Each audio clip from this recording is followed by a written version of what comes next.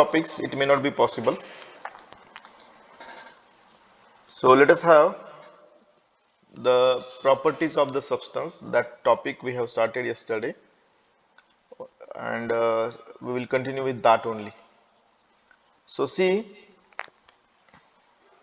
let us see, for last lecture we have discussed the if we are having the ice at minus 5 degrees centigrade and that is heated. If we heat the ice which is at minus 5 degrees centigrade, then what is going to happen? Now we are not interested in the ice because that is solid phase, and we are not using that solid phase in any power plant or power generation purposes. So we are not interested in the solid phase. Just for the sake of your uh, knowledge, I had explained it. We will see that complete curve also after this. But before going to that, you should understand some concepts. So let us discuss that, and then we will go for back to that complete curve. So see, now let us see the steam formation at a particular pressure. Okay, so pressure we are going to consider right now, that is 1.013 bar, which is atmospheric pressure we can consider. Now for this pressure, if we heat the water from 0 degree centigrade, let us consider that we are having a water at 0 degree centigrade, means it is just converted into the water and we are going to heat it. Now see, if we are adding the heat at constant pressure, then we are knowing that the heat addition is equal to the enthalpy change. So generally for the boiler purpose or for steam formation purposes, the heat is considered as a enthalpy. So whatever the heat you are adding, that is considered as an enthalpy. So heat addition or enthalpy change we can plot on the same line. So here I am going to plot the T versus H plot. Okay, T versus H plot. And if I am having the 0 degree centigrade water, and in that water if I add the heat, what will happen? Initially its temperature will increase. So this line will be indicated like this. See, when you add the heat, temperature will goes on increasing. See, up to what point that temperature will increase? Till it will not reach to the boiling point. We are saying boiling point because you are knowing that boiling point. So now here onwards we are going to change the word boiling point, but right now I am using that word boiling point because you are knowing it. Boiling point means what? It means the conversion of water to vapor takes place. That is called as a boiling point. Okay. Now that boiling point is also denoted by the letter F. Okay, that point is noted as a F. So here we will notate it as a F. And the temperature of this point, if you are having the pressure of 1.013 bar, it should be the 100 degrees centigrade. Okay, so we are knowing that if we are having the pressure of 1.013 bar and if you heat the water, that at 100 degrees centigrade it starts to convert into the vapor. Okay, so during this process what is going to happen? The temperature of water is increased. So whatever the heat is added, that is sensitive to the temperature. So that's why that heat is called as sensible heat. So heating during this process is called as a sensible heating. Sensible heating. Now see, at F point what is going to happen? We will have the water. Okay, no doubt we are having the water, but that water starts to convert into the vapor. So that point is also called as, and that is very important word I am going to use, saturation liquid point. See, remember this. What is this point is called as? It is called as a saturated liquid point. Here the liquid starts to convert into vapor That's why it is called as a saturated liquid point.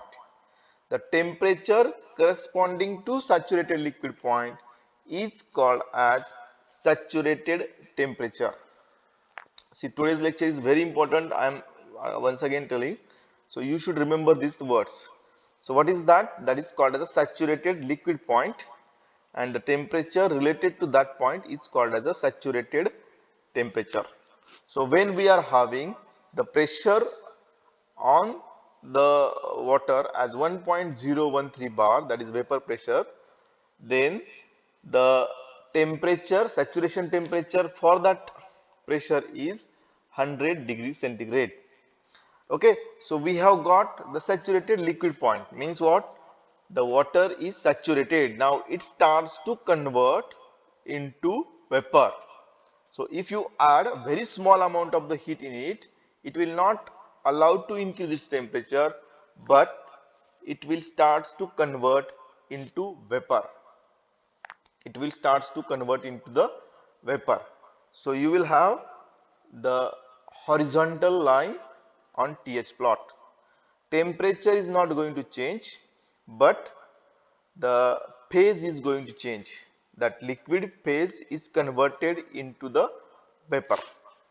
Liquid phase is converted into vapor. So that is called as, we can say that, phase change process. Okay.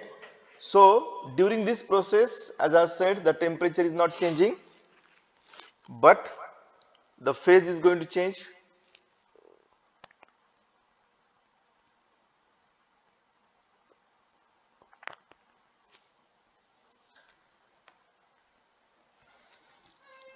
Okay, so now what will happen during this process? At point F, we are having only liquid which is saturated liquid, and once you add the heat, the mass of some liquid is converted into the vapor. Likewise, it will completely convert at one point, and that point is denoted as the G. That point is denoted G. What is going to happen in this case? F, you will have complete liquid, and that liquid is converted into the vapor. It will be completely converted into vapor at point G. So at point G, what you will have? You will have the only vapor.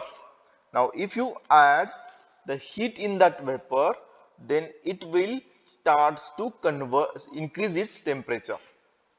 So when the point at which the temperature of the vapor starts to increase is called as saturated vapor point. So that is called as a saturated vapor point. So see what is going to happen at a point we are having saturated liquid. When you add the heat in it, the point G will be achieved where complete mass of liquid is converted into the vapor. So the point at which you will have only vapor, then if you add the heat in it, then that vapor starts to convert into the, vapor starts to increase its temperature above the saturation temperature, that is Ts. Then that point is called as a saturated vapor point. So what will happen after that if you add the heat? If you add the heat, its temperature will increase. Its temperature will increase. So point G is called as saturated vapor point. Saturated liquid point F, saturated vapor point G. So temperature of F and G are same, and that is called as a saturation temperature. At point F, you will have 100% water which is saturated, while at point G, you will have 100% vapor which is called as saturated vapor. Are you getting this point? So in between that F and G point, what we will have? In between F and G point, we are having the mixture of vapor and water. Or you can say that we are having the mixture of vapor and liquid. So at F point we are having 100% liquid, while at point G we will have 100% vapor. So at the center what we will have? we will have 50% vapor, 50% liquid. At somewhere here, means quarter of that line, we will have 25% vapor, 75% liquid. So we are having the mixture of vapor and liquid during the F and G point. Okay. Now like this, the vapor formation of the steam is taking place. Now here we can say that if we are heating from 0 to F point, then that heating is called as the sensible heating because temperature is increased. That heating is called as sensible heating because temperature is going to increase, and the quality, or we can say that the state of liquid water is subcooled liquid. We are having the subcooled liquid. Let us consider that any point A between 0 to F. So what is the condition of water in that case? We have to say that it is a subcooled water or subcooled liquid. We have to say that it is subcooled liquid. Okay. So here we are having the liquid only 0 to F. While after F to G, we are having the mixture of liquid and vapor, and that is called as a wet steam. What we are calling it as? It is called as wet steam.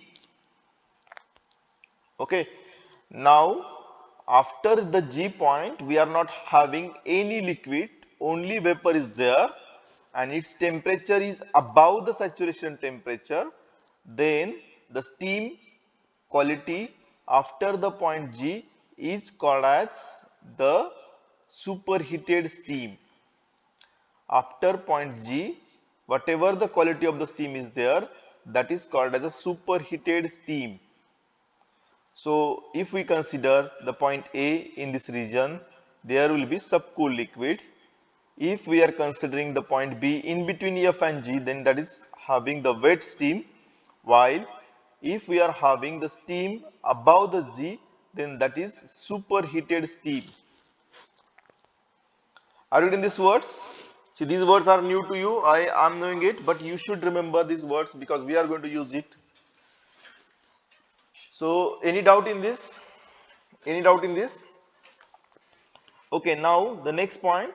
So when we heat it, the liquid from 0 to F, then that heating is called as a sensible heating because temperature is increasing. When we increase or decrease the temperature, that is called as a sensible heating or cooling.